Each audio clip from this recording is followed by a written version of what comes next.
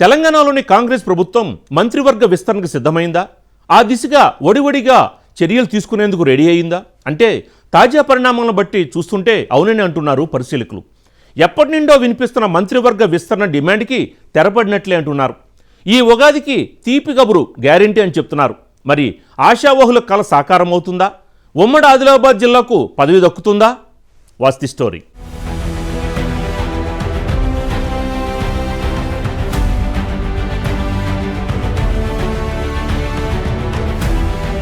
తెలంగాణలో మంత్రివర్గ విస్తరణకు కాంగ్రెస్ అధిష్టానం ఆమోద ముద్ర వేసినట్టు తెలుస్తుంది. ఢిల్లీకి వెళ్లిన ముఖ్యమంత్రి రేవంత్ రెడ్డికి కాంగ్రెస్ పెద్దలు మంత్రివర్గ విస్తరణకు సానుకూల సంకేతాలు ఇచ్చారట. తాజా మంత్రివర్గ విస్తరణలో కనీసం 4 మంత్రి పదవులు దక్కే అవకాశం ఉన్నట్టు సమాచారం. మంత్రి పదవులతో పాటు డిప్యూటీ స్పీకర్ అలాగే చీఫ్ విప్ పదవులను సైతం భర్తీ చేయనున్నట్టు సమాచారం. సుమారు 4 నుంచి 5 కీలక శాఖలు సీఎం రేవంత్ రెడ్డి చేతిలోనే ఉన్నాయి. పైగా కీలకమైన హోంశాఖ కూడా ఆయన చెంతనే ఉంది. ఈ నేపథ్యంలో మంత్రివర్గంపై ఆశలు పెట్టుకున్న వారి నుంచి తరచుగా ఒత్తిళ్లు ఎదురవుతున్నాయి. గత 2-3 మాసాల నుంచి మంత్రివర్గ విస్తరణపై అదిగో ఇదిగో అంటూ వార్తలు వస్తూనే ఉన్నాయి.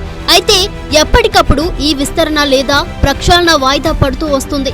అయితే ఇటీవల జరిగిన ఎమ్మెల్సీ ఎన్నికల్లో ఎదురుదెబ్బ తగలడం, మరోవైపు పార్లమెంట్ నియోజకవర్గాల పునర్విభజనపై మరింత గట్టిగా పోరాడాల్సిన నేపథ్యంలో సీనియర్లను దారిలో పెట్టుకునేందుకు మంత్రివర్గ విస్తరణ చేపట్టాలన్న వాదన ఇటీవల కాలంలో ఎక్కువైంది.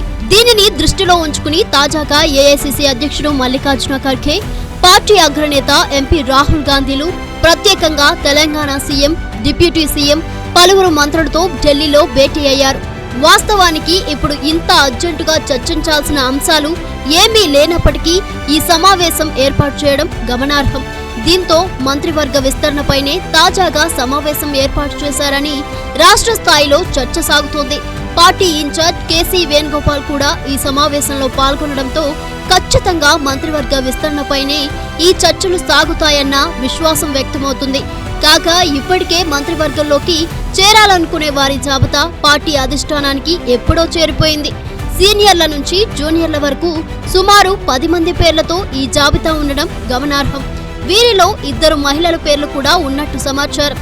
ఇక ఈ జాబితాలో మండలి నుంచి 2 ఉన్నట్టు రాజకీయ వర్గాల్లో చర్చ జరుగుతోంది. మొత్తంగా 2 బీసీ నేతలకు, 1 రెడ్డి సామాజిక వర్గం నేతకు, మరో ఎస్పీ సామాజిక వర్గం నేతకు పదవులు దక్కనున్నాయని తెలుస్తోంది. వీరిలో ఓ మహిళా నేత కూడా ఉన్నట్టు సమాచారం.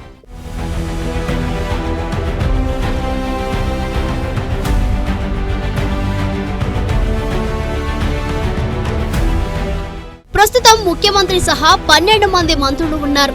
లెక్క ప్రకారం కేబినెట్ లో మరో 6 చోటు ఉంటుంది. 2 పెండింగ్ లో పెట్టాలని నిర్ణయం జరిగినట్టు తెలుస్తుంది.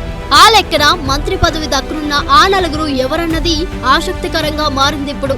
ఉమ్మడి ఆదిలాబాద్ జిల్లా నుంచి మంచిర్యాల ఎమ్మెల్యే ప్రేమ్ సాగర్ రావు, చెన్నూరు ఎమ్మెల్యే వివేక్ లు మంత్రి పదవి కోసం పట్టుపడుతున్నారు. వీరిలో వివేక్ వైపే అధిష్టానం మొగ్గు చూపినట్లు సమాచారం.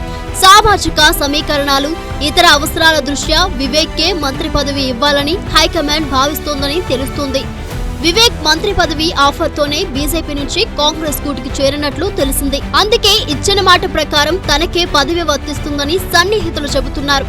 అయితే వెలమ సామాజిక వర్గం నుంచి మంత్రి పదవికి పోటీ ఎక్కువగా ఉంది.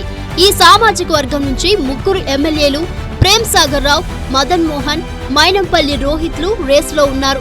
అయితే ఈ సామాజిక వర్గం నుంచి ఇప్పటికే జూపల్లి కృష్ణారావు ఉన్నందున మరొకరికి అవకాశం ఇవ్వాలా లేదా అన్న దానిపై చర్చలు జరుగుతున్నాయట. ప్రేమ్ సాగర్ రావుకు అవకాశం ఇవ్వాలని డిప్యూటీ సీఎం బట్టి విక్రమార్క సూచించినట్టు కూడా తెలుస్తోంది. అయినప్పటికీ అధిష్టానంతో పాటు ముఖ్యమంత్రి రేవంత్ రెడ్డి వివేక్ వైపు మొగ్గు చూపినట్లు సమాచారం.